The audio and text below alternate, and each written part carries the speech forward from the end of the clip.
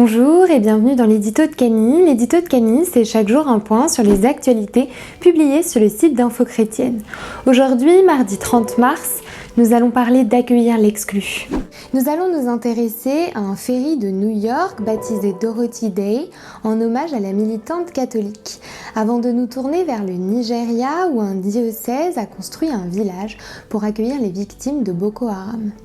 Nous évoquerons ensuite le Mozambique où la population locale fait preuve d'une grande solidarité. Pour finir avec la déclaration de 45 congrégations religieuses en France qui s'engagent auprès des plus faibles. La Bible nous encourage sans cesse à tendre la main à l'exclu. Jésus lui-même passait du temps avec des personnes rejetées par la société à son époque. Les actualités du jour nous invitent justement à découvrir des initiatives ou des personnes qui n'hésitent pas à accueillir ceux qui en ont besoin. Un ferry reliant New York à Staten Island va prendre le nom de Dorothy Day, en hommage à cette figure du catholicisme social américain.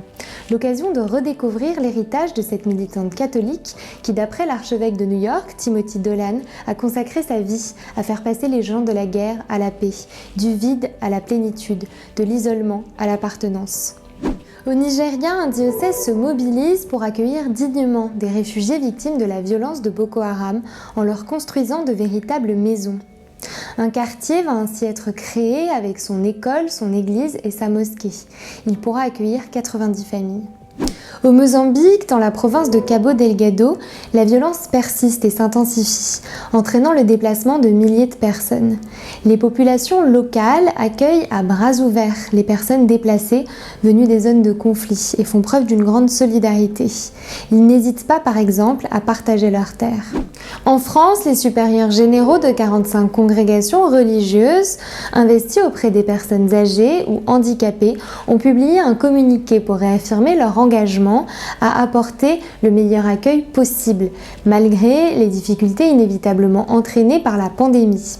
Les religieux et religieuses demandent à l'Esprit Saint de continuer de donner à leur congrégation cette fantaisie de charité qui animait leurs fondateurs.